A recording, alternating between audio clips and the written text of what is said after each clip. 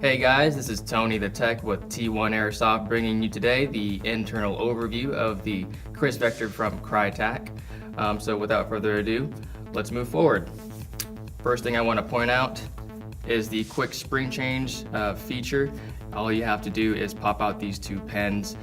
This pin right here will have a sticker on it. As you can tell, it's kind of messed up because I went in there prior to this video. But you just take the sticker right off, and it'll reveal a Phillips screw. So you got to unscrew that first.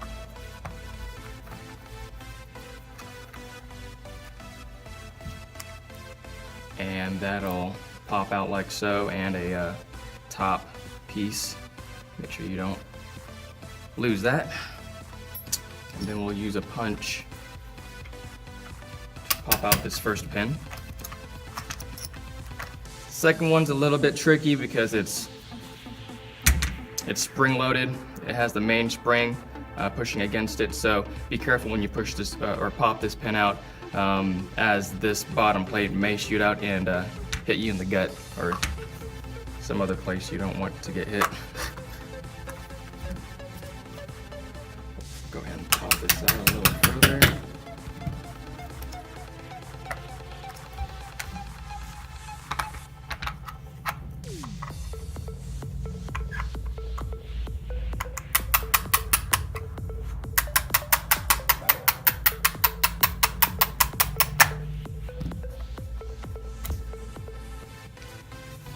So we're going to slowly let up off this punch here, and there you are. There's your spring that powers your piston and generates all the air.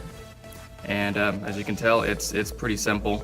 So you can switch this out to a lower or a higher spring tension. Set this over here.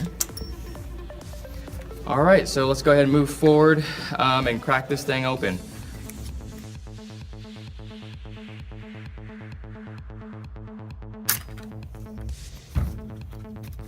All right, just want to point out to you guys, this right here is where the fuse is at. So if that does blow out, or your gun no longer receives power, that's probably the first thing I would check, the fuse there. This one looks to be 20 amp fuse.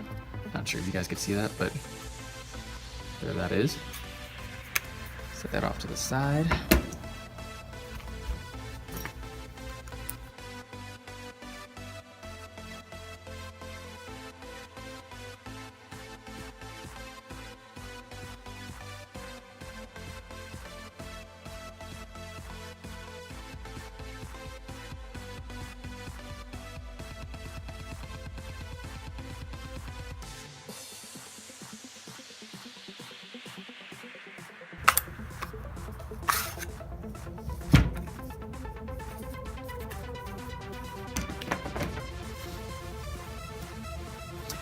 Alright guys, we got the gearbox housing out. As you can tell, it's quite bizarre. I've never seen any gearbox shaped like this before, and obviously they had to re-engineer the gearbox to fit this particular gun.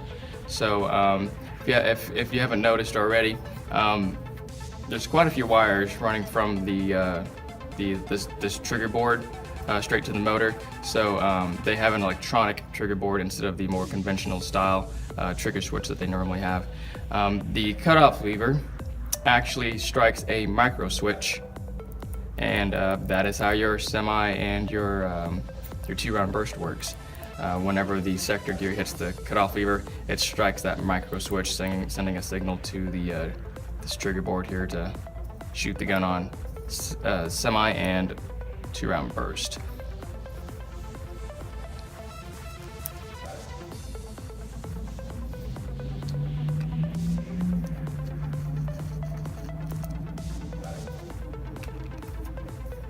Next, we're gonna take out the barrel. This barrel is spring loaded, so be careful.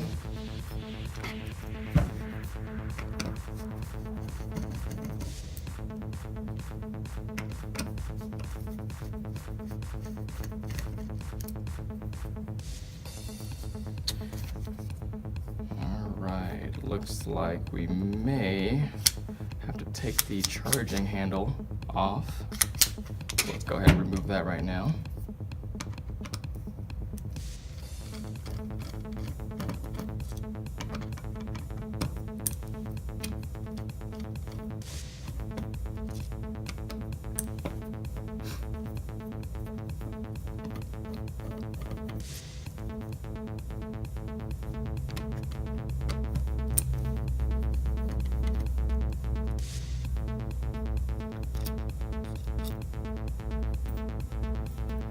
So as you can tell there, the top screws are longer than the bottom screws, so definitely keep track of those.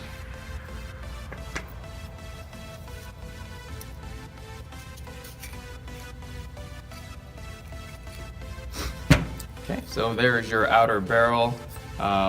It has, like we said in the previous video, the rotary designed hop-up that comes in pretty much all of Crytek's guns. Has a pretty distinct click.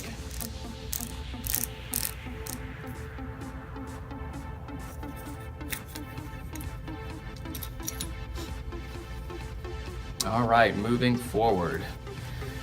Let's see here. Bunch of screws.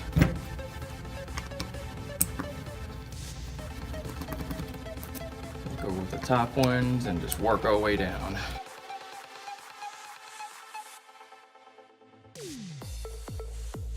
I guess first, before we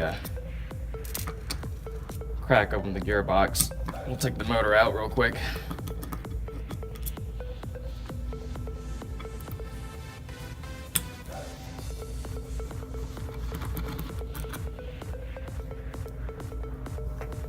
If you haven't noticed, all these screws here are pretty much the same length, so you can pretty much have them in a pile and it doesn't really matter which holes they go in. That's mighty convenient.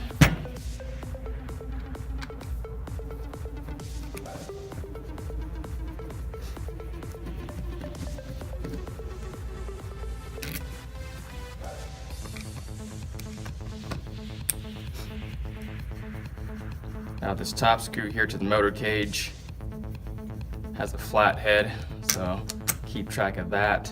The one on the bottom is rounded off. Take the motor cage off. There's the motor adjustment screw. Let's check out what kind of motor they went ahead and installed in their Kriss Vector here. Use this punch to pry this terminal off.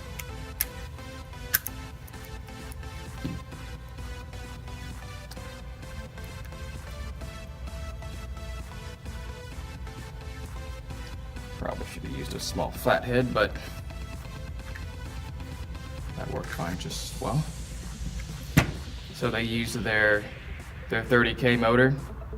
As you know, their 30K motors are pretty torquey, pretty decent rate of fire.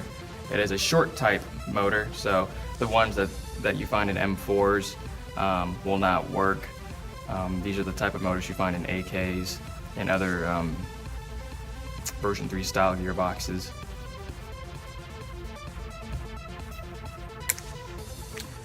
Alright, well, I think that's just about all the screws. To be honest with you, I don't know which way to crack this open, but let's... looks like the bevel gear typically is upright in this position, so we'll crack it open like this.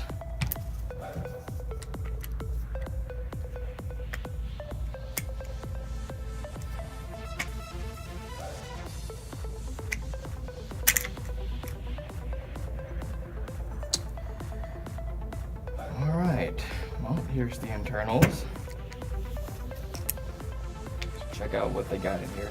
Looks like all of the gears are quite standard, which is a really good thing for you tech savvy guys out there. If you want to upgrade your gears to a high-speed gear set or something a little more torquey, You could definitely do that with pretty much most gear sets out there. They look exactly like any other standard gear sets that most AEGs use. Let's see here, the piston looks pretty standard.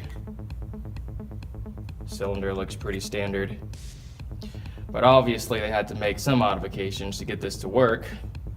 And what they changed was their air nozzle, the delivery of how this thing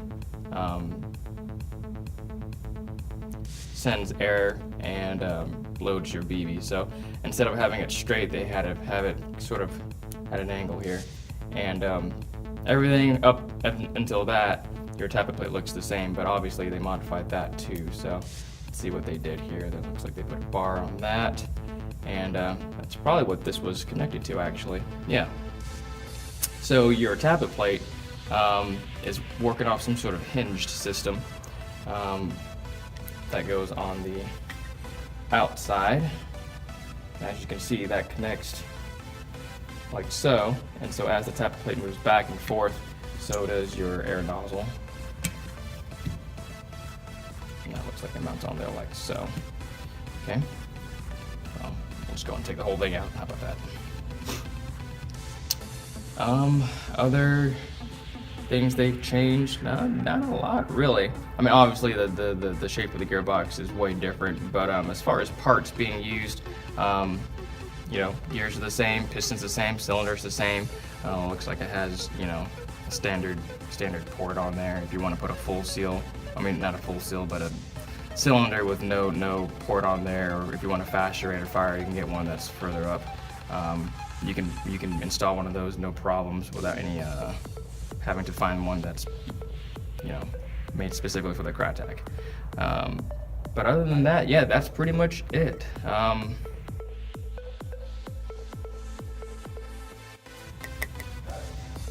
I am impressed with their. I'm impressed with the way they engineered all this, because I was a little skeptical when they said they would try to put a gearbox in one of these guns, and they've definitely exceeded my expectations. So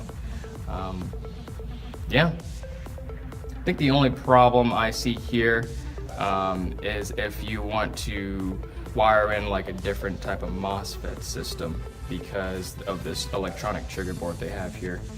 Not quite sure how you would do that, but as far as everything else goes, it's pretty standard. I guess I'll leave it at that.